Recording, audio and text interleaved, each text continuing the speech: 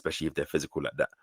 So, and knowing how Liverpool's, kryptonite is, long balls and long throw-ins and physical type of football and that stuff that Slot seems to complain about week to week. And we know City physically, yeah, they look way more organized in the last couple of weeks, but I think that's still their Achilles heel. We saw how that Aston Villa game went a couple of weeks ago, where a physical team faced them and they couldn't handle it. I think I'll be intrigued to see a lot of teams get maximum points at the Stadium of Light this season and do it and see how they do it eventually. So I think I'm not disappointed. I think, as you said, as much as we have dropped 7 points, I think we've gained points in games that we didn't the last few seasons. The Newcastle away, West Ham at home, Fulham away, Man United away, where we've drawn the last couple of seasons. And I think that those things count because one, those are tough away grounds that we're going to win in. And two, we're improving off games. I'm not saying that doesn't mean the games we won last season will win again, but you kind of get those bad omens out because you feel like, I'm saying, you're not going to a ground where, there's a bit of the psychology in your mind, oh, we always lose here, or that team feels like they always can beat us. That's done.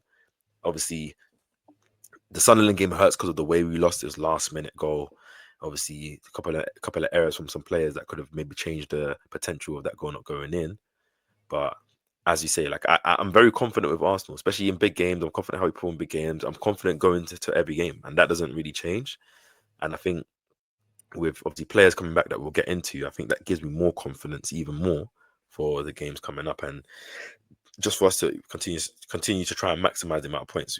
I saw the way all the players looked after that draw. They looked distraught. They looked like they lost. I'm hearing like news about like that they felt like they lost. You see the captions on their pictures. They're talking about, I'm so upset. Like, you know what I'm saying, but we go again. Your family great. So it's like they're feeling what we're feeling, and if even though the draw is, it's not a bad draw to get a draw away on Sunday. You didn't get no points, and two, I don't think it's a ground that a lot of teams are going to get maximum points at. So, I think it's more how you react, and I think these players can react. We saw what happened when we lost to Liverpool, drew to City, and then we started that run of games that we've just been on before the Sunderland game.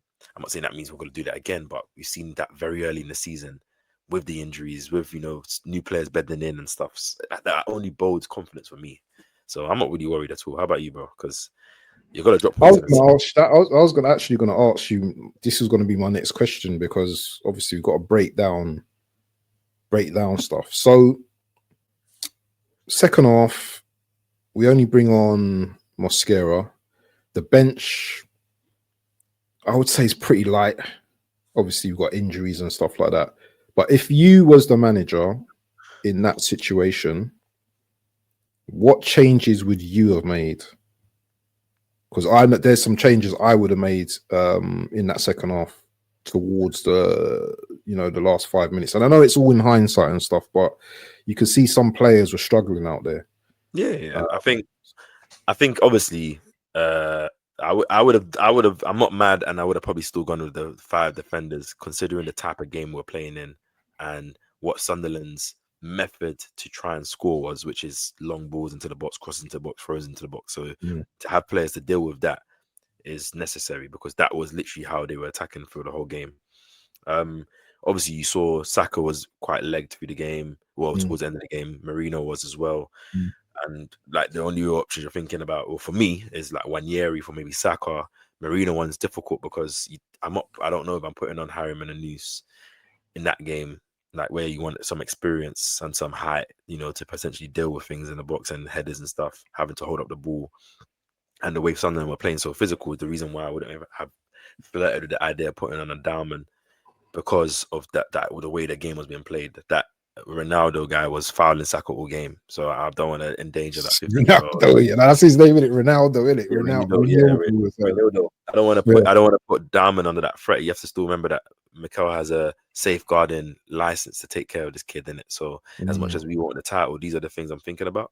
And obviously, when he made the sub, I think it was the 86th minute.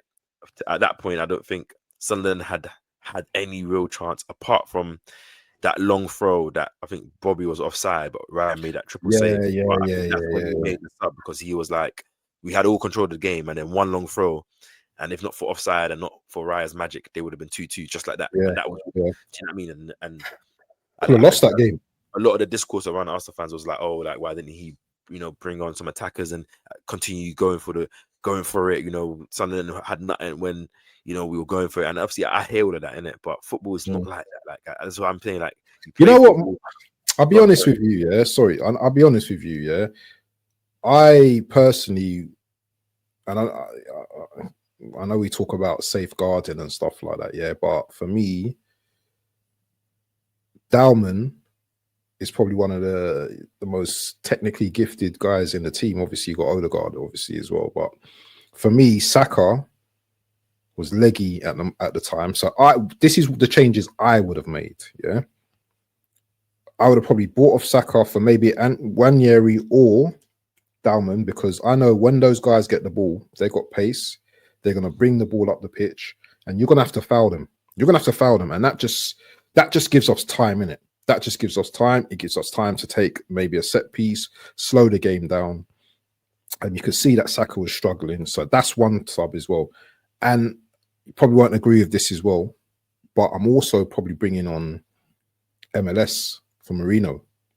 And the reason is because he's physical in it. And he's got that thing of aggression about him. Lewis Kelly in the 9? No, I'm just bringing him on, bro. At the end of the day, we're just seeing out the game. We're not going to score no more goals, bro. Yeah, but you want to have a level of organization when you're going to see out the game, because if players don't know what we're marking, what they're doing, but dangerous. Do you know what I mean? Yeah, but if you bring on, say, a Skelly for Marino, yeah, you know that Skelly can drive with that ball, yeah. You can drive the ball up the pitch. At this stage of the game, it's all about getting players up the pitch. We were actually caged in at that point, yeah, and it was very difficult to get out of our area and get out of the situation where we have balls just coming into the box and all that kind of stuff.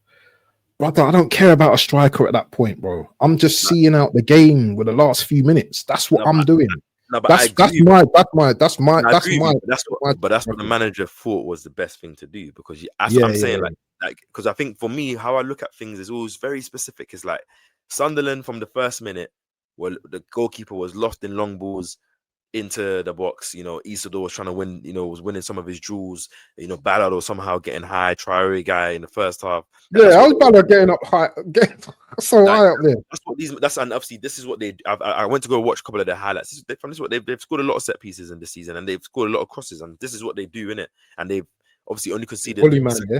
They've only conceded the second least amount of goals in the Premier League behind Arsenal. So you have to realize that they have a good defense. They haven't scored that many goals, but this is you can see why they haven't scored many goals, because if this is their form of attack, you're not going to score that many goals, isn't it? But when you do score goals, it can be effective. And I think the problem is everything. I agree with everything you're saying, innit? But I think when it gets to that 86th minute, maybe you're thinking, okay, there's about 9 minutes left. Maybe 4 or 5 minutes added on. That's still a long time, though. That's still a long time. I agree with you, and obviously it's not like Mikel just said, "Oh, we're going to defend and give them the ball." I think that I can't. If I remember correctly, we scored the second goal from Trossard. I think it was 85th minute or something. I'm here in the 74th minute. 74th minute. About a couple of minutes after that, we had the Zubamendi chance that hit the crossbar. And yeah. And I think Sunderland went long. Obviously, we dealt with it. Then they got that throw in. So it was like in that around that 82nd, 83rd minute, a couple of minutes after he made a sub. Obviously, from that point, you could say, "Oh, why didn't he put on Saka? So bring on Wanyeri or Darman or whoever people's preference was." But I'm always like, you have to see the tap. Like they are bypassing the defense and midfield and going straight. Like you have to realize that football's. So you have to realize it doesn't matter whether you have Darman or Lewis Kelly or Wanyeri or Noose, whoever. They're just going long, and then it's now Gabriel, Saliba, Timber, who in this specific game were 50-50 with the draw winning. Like they were winning somebody. We've seen them do it. Declan Rice, whoever you want to name, innit? So, like.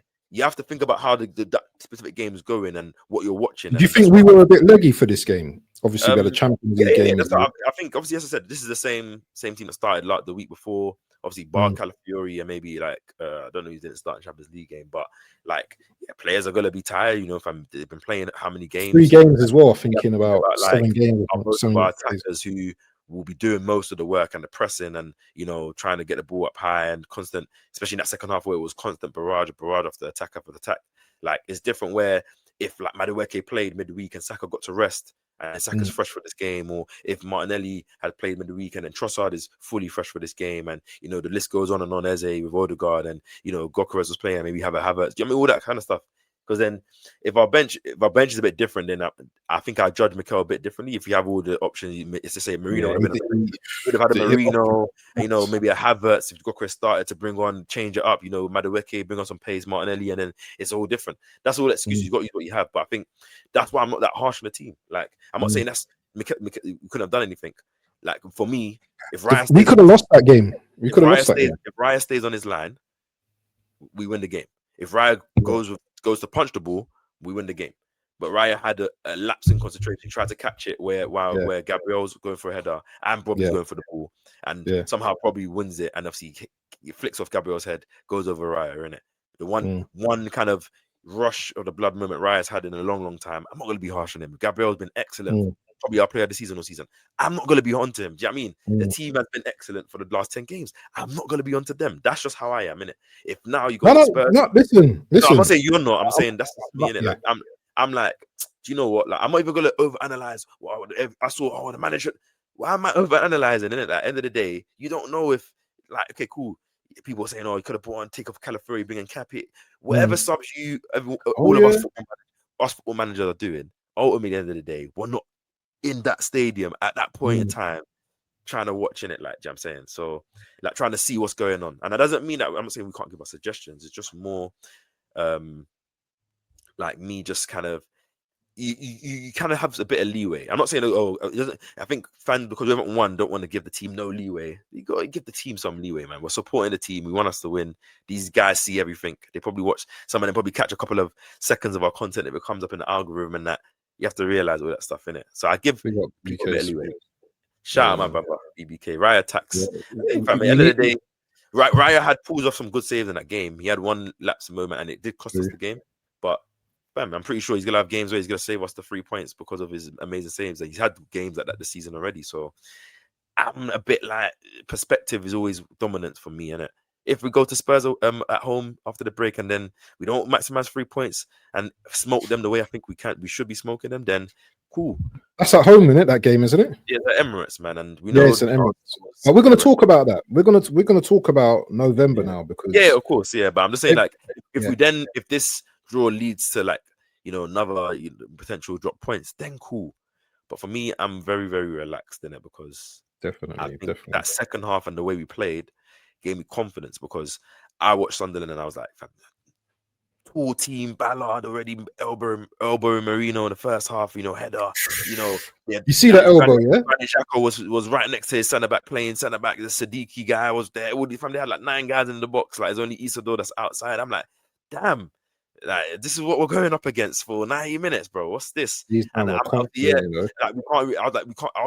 in my stream, I was watching, I was like, don't cross the ball high. I'm like, they have like bare 6'3" guys. They're gonna win their headers. Like, we don't even have, the deadly attackers. Like, obviously, Trossard is small. Marino, obviously, he is good in the air, but he's not a unit like Gokeres is, or even a Havertz, the way his box movement is.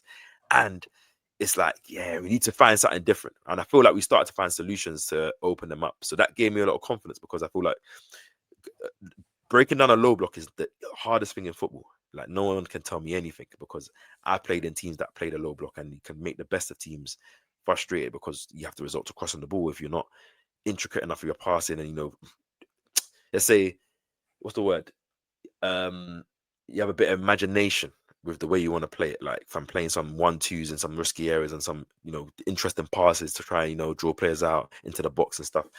So I think that gives me confidence, man. Obviously Gabriel was knackered, but you don't usually get out muscles like that. Yeah, fam. You saw Declan Rice for the first goal trying to lean off Ballard. He wins the header. Gabriel loses the header for the first goal. Like, you ain't seen these players do. Once I saw that, I was like, okay, this is a different type of game. Long day, innit? Yeah, like, because fam, we've been talking about no shots on goal, Raya cleaning up every ball that comes into the box, pause, and Gabriel, Saliba, Rice being, staples. Rice got out muscled. Gabriel's nowhere near Traore. Ballard, great touch. First goal. Second goal, I think it was Saliba or Zubamendi losing the head to Ballard again. Gabriel getting out muscle for the second goal. Bruh, how many times are we going to see that this season? Rarely. But this is the one game that happens. I give them a pass. That's just me, innit? We didn't lose as well, which I think is ultimately will be key at the end of the season. I think. I hear it. Going ahead though, it's like November. My cat's looking at me like that, you know. Like, what are you talking about? Arsenal? Oh, you got a cat, yeah? Yeah. This cat's staring me down, boy. But talking about November, I coined it Nasty November. Yeah.